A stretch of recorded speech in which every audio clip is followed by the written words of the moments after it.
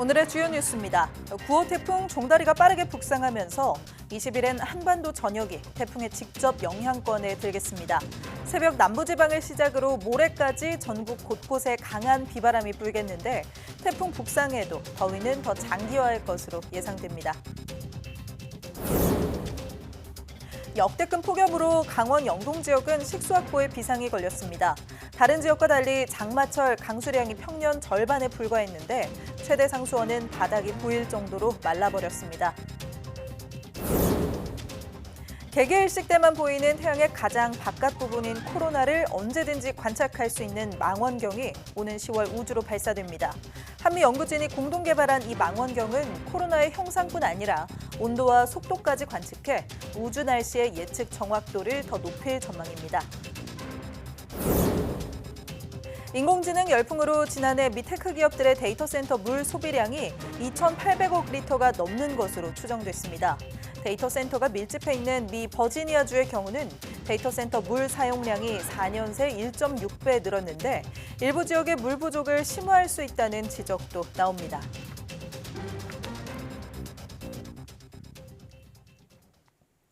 여러분 안녕하십니까? 사이언스 투데이 시작합니다.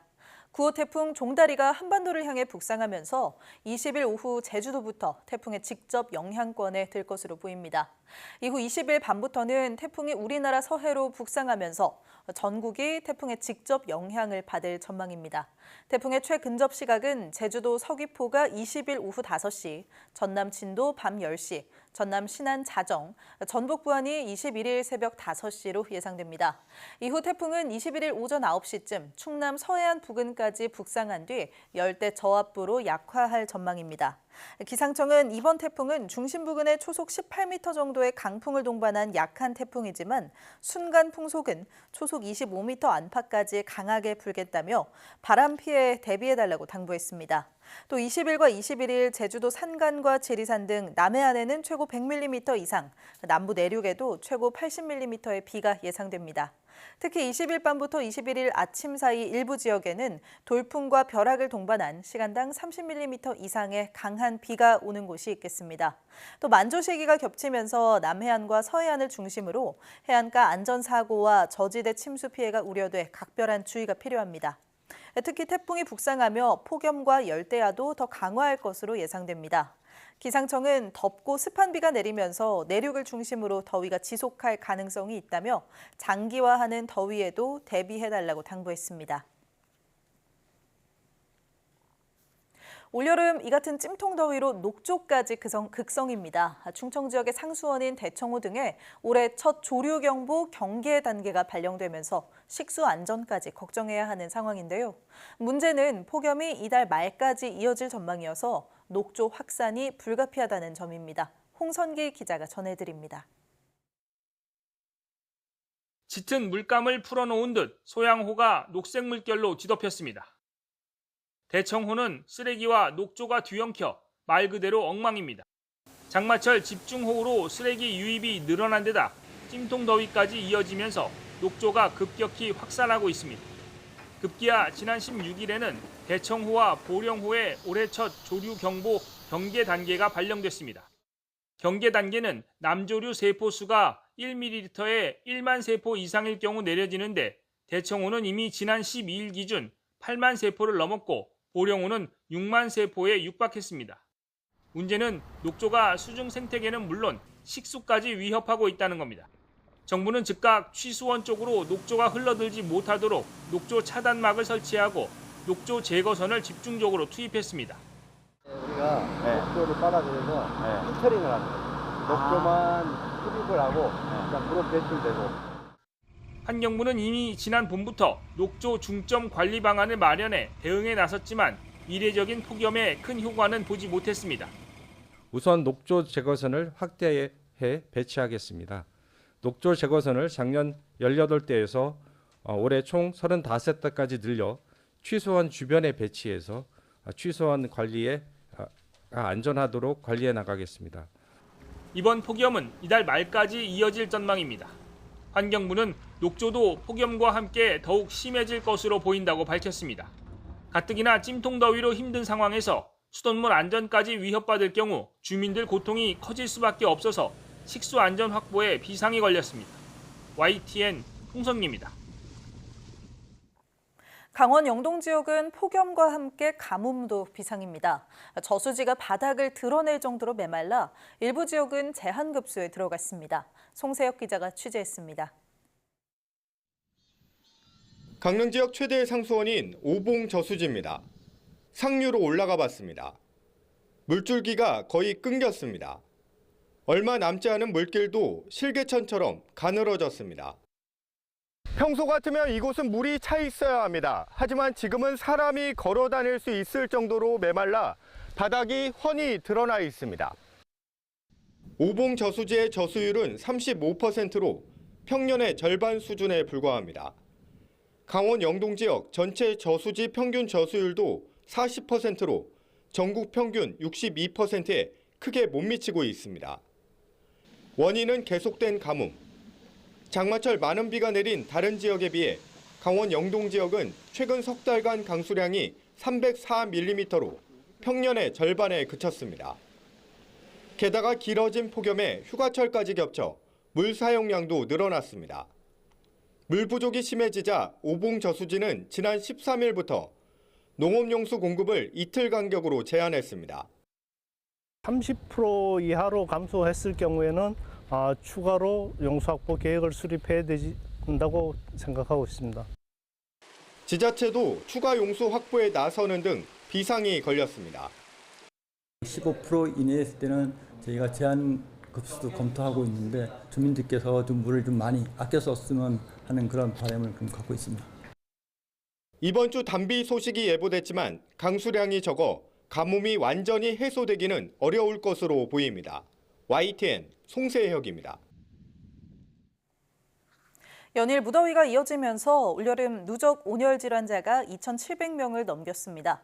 행정안전부 중앙재난안전대책본부 통계를 보면 주말 경기 하남에서 진행된 야간 마라톤 참가자를 포함해 지난 17일 기준 온열 질환자 35명이 추가 발생했습니다. 이로써 올여름 누적 온열 질환자는 2,741명, 사망자는 24명으로 집계돼 지난해 같은 기간보다 322명 늘었습니다. 농가에서는 닭과 오리 등 가금류 84만 8천 마리, 돼지 5만 2천 마리가, 양식장은 넙치 등 어류 150만 2천여 마리가 폐사했습니다. 행안부는 지난달 31일 저녁 7시부터 중대본 1단계를 가동하고 폭염 위기 경보를 경계에서 심각 단계로 상향해 폭염에 대응 중입니다.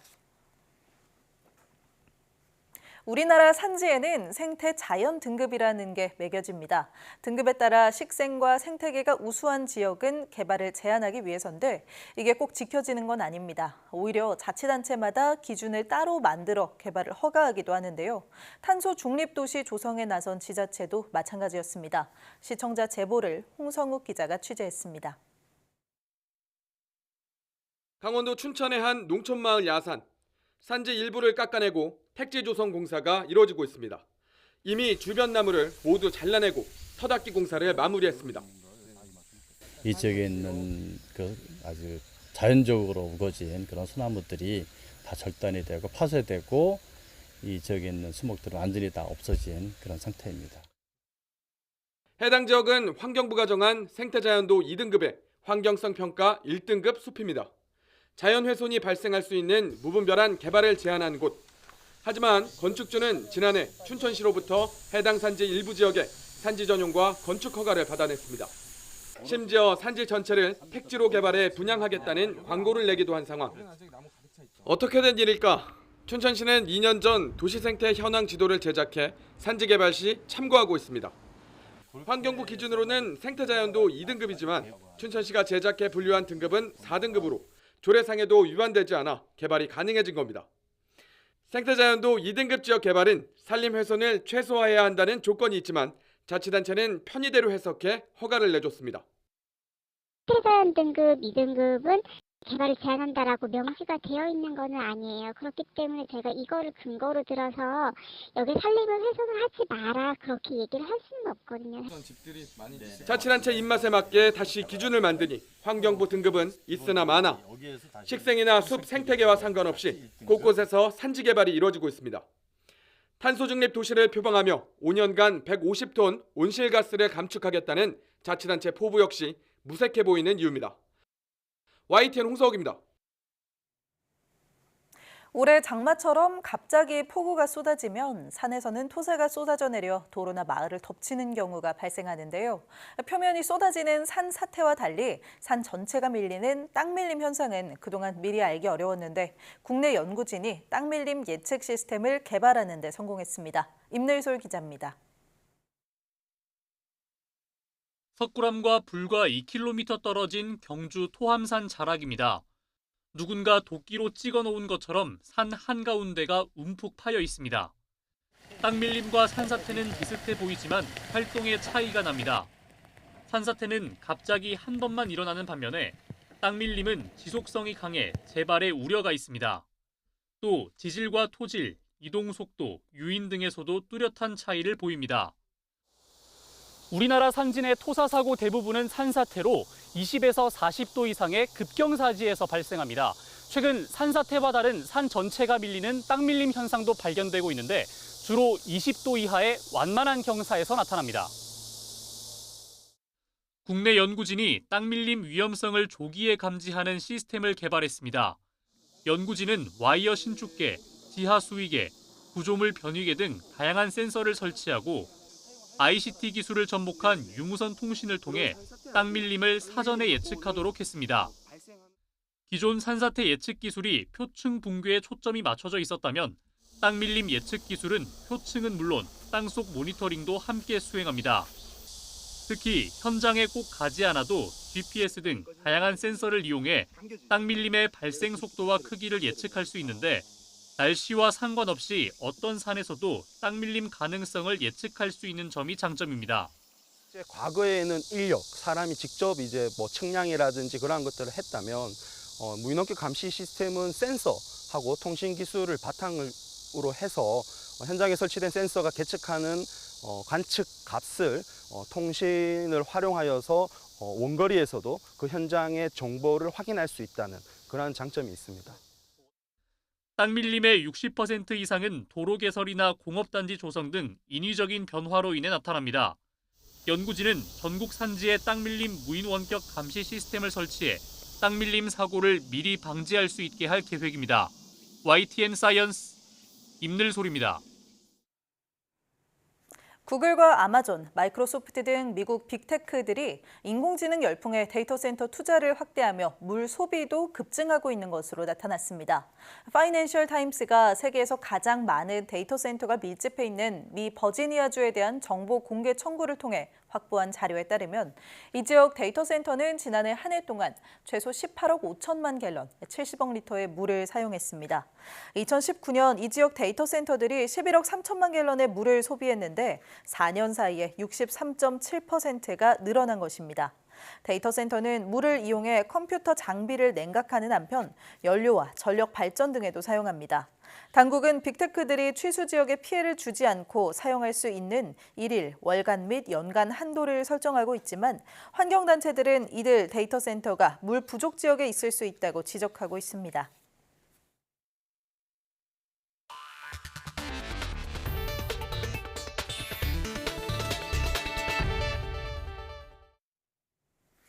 포르투갈 리스본의 한 렌터카 주차장에서 차량 200대가 타는 대형 화재가 발생했습니다.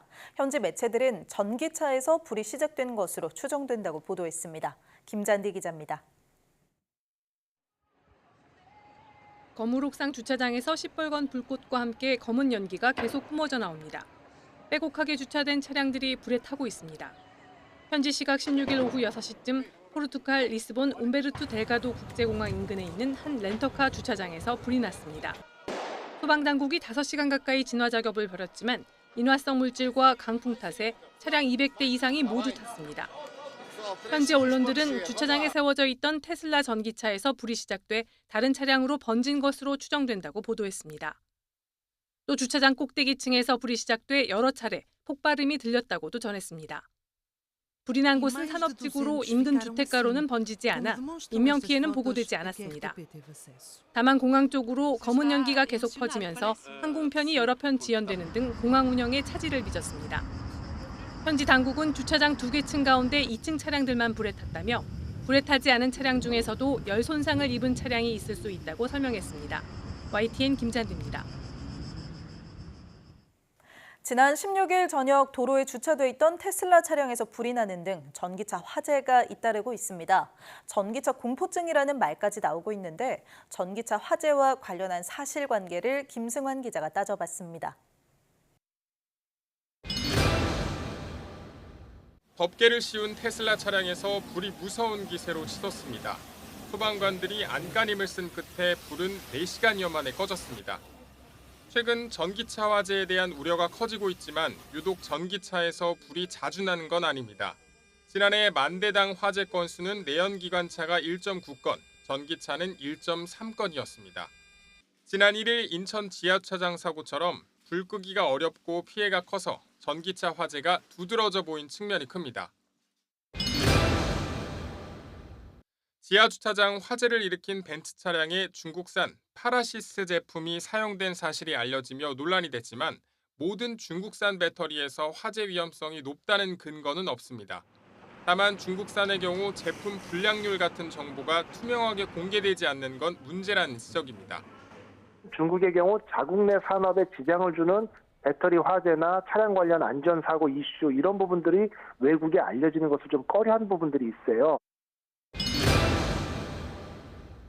최근 정부 권고로 20개 전기차 브랜드에서 배터리 제조사를 공개했지만 실효성 있는 예방대책이라고 보긴 어렵습니다. 소비자의 막연한 불안감을 해소하는 한편 업계에서 배터리 안전을 더 신경 쓰게 하려는 조치라는 해석입니다. 가장 중요한 것은 제작사 입장에서는 더 좋은 전기차를 만들려고 배터리부터 고민을 많이 하니까 선순환 효과는 생깁니다. 서울시는 과충전을 막기 위해 다음 달 말부터 공동주택 지하주차장에 충전율이 90% 이하인 전기차만 주차할 수 있게 권고했습니다. 순식간에 온도가 치솟아 불 끄기를 어렵게 하는 배터리 열폭주 현상을 막기 위한 건데 화재 규모를 줄일 수는 있지만 화재 발생 가능성을 막을 수 있는 조치는 아니라는 평가입니다. YTN 김승환입니다. 태양의 비밀을 풀기 위해 한미 연구진이 함께 개발한 망원경이 오는 10월 발사를 앞두고 있습니다. 그동안 개기일식 때만 볼 수 있었던 태양 대기의 가장 바깥 부분인 코로나를 관측할 수 있을 것으로 기대됩니다. 박나연 기자입니다. 태양의 가장 바깥 부분인 코로나. 태양 표면보다 100만 배 이상 어두워 개기일식이 아니면 관측이 어렵습니다. 앞으로는 개기일식이 아닌 때에도 코로나를 관측할 수 있게 됐습니다. 국내 연구진이 미 항공우주국 나사와 만든 태양망원경, 코로나그래프, 코덱스 덕분입니다. 기존에는 코로나 형상만 촬영할 수 있었지만 코덱스는 코로나의 온도와 속도를 하나의 기기에서 동시에 관측해 2차원 영상으로 구현합니다. 이를 통해 태양 반경의 3배에서 10배에 이르는 영역까지 측정할 수 있어 우주 날씨를 더 정확히 예측할 수 있습니다. 일반적으로 사진으로 찍기도 되게 쉽지가 않아요. 그런데 이제 그런 온도 속도 분포를 찍기 위해서는 더 많은 어떤 기술을 가지고 적용을 해야 되는데 그러한 기술들이 많이 접목되어 있는 그런 관측기입니다. 이번 연구는 한미 연구진이 공동 개발을 했다는 점에서도 의미가 큽니다. 2016년 태양권 물리 분야 협력을 위한 논의를 시작한 후 2019년 대형 풍선을 이용한 망원경 지상 시험에 성공하는 등 8년 동안 한미 공동 연구를 진행해 왔습니다. 지난 4월에는 코덱스 통합 조립을 마치고 최근에는 발사 전 최종 기능 점검까지 완료했습니다. 나사에서의 정책은 전 세계 국가가 갖고 있는 기술력, 어떤 과학적인 어떤 역량 이런 것들을 다 활용하는 어떤 그 전략을 가지고 있더라고요. 저희 함께했던 연구원들도 이 프로젝트를 끝이 아니라 다른 또 프로젝트에 가서 또 많이 기여들을 하고 있어요.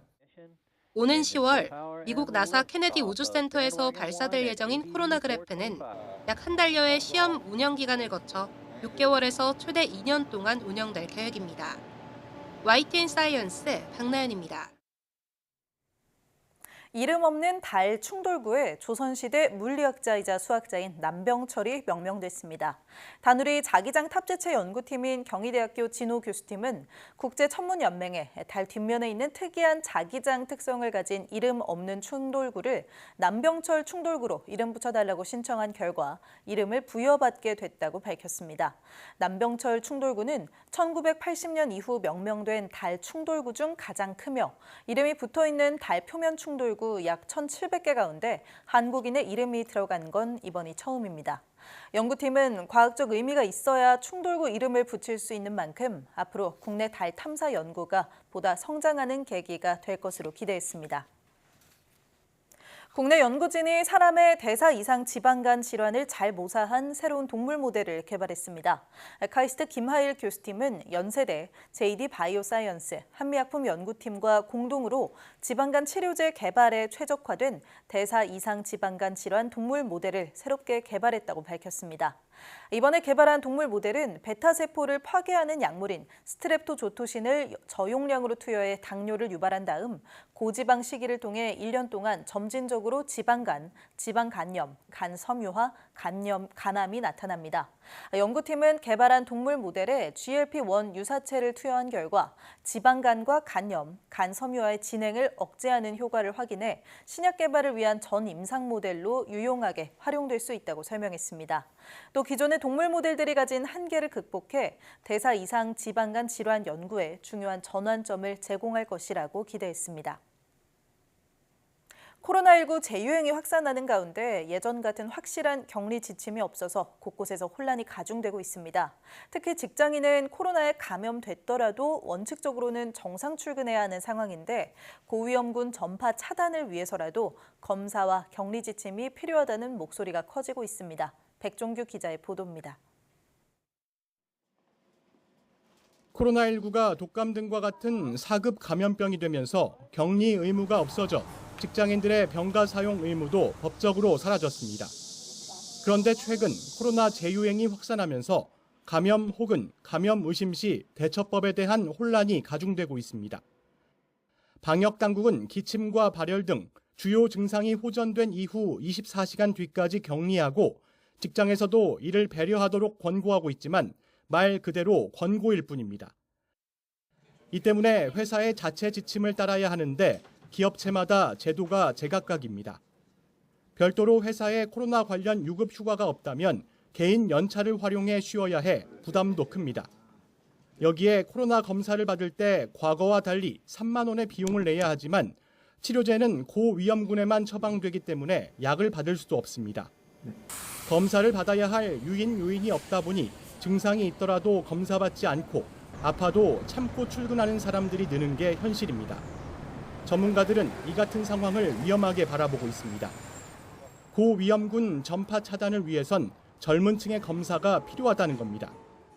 우리도 알게 모르게 이제 그런 검사 안 하고 마스크를 안 쓰고 격리를 안 함으로 인해서 이런 고령층들한테 지금 입원을 많이 유발하는 그런 문제를 발생하고 있습니다.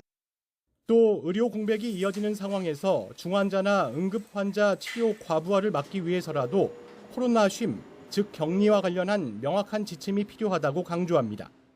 법적으로 가능한 방법들을 빨리 만들어야 될 것 같아요. 그래서 상병수당이라 그래서 본인이 아프다고 하면 이제 유급 휴가를 받을 수 있는 이제 그런 부분들이 이제 강조가 돼야 될 것 같습니다.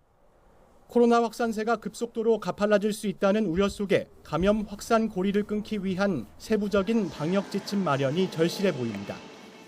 YTN 백종규입니다. 코로나19 확산세가 뚜렷해지고 있는 가운데 전국 생활 하수 속 코로나19 바이러스 농도 역시 일주일 새 2배 가까이 급증했습니다.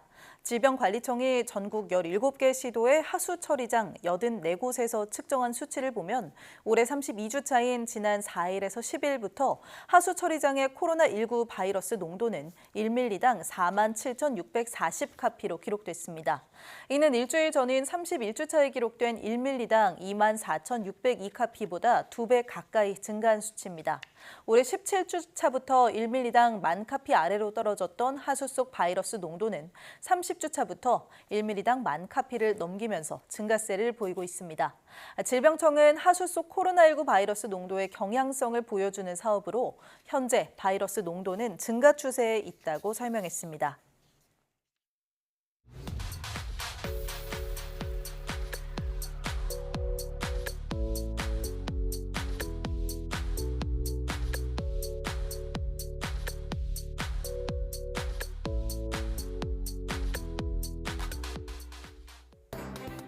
태풍이나 집중호우처럼 피해가 한눈에 보이진 않지만 폭염은 사망자 수가 많고 농작물 등의 피해로 결국에는 물가 급등까지 이어지는 등 생각보다 많은 피해를 낳는데요. 이 같은 재난 수준의 폭염으로 인한 피해가 되풀이되지 않도록 기상청은 올해 안으로 폭염 백서를 발간하기로 했습니다. 제9호 태풍 종다리가 발생해도 더위가 더 머무를 수 있다고 하니 끝까지 대비 잘 해주셔야겠습니다. 뉴스 마칩니다. 고맙습니다.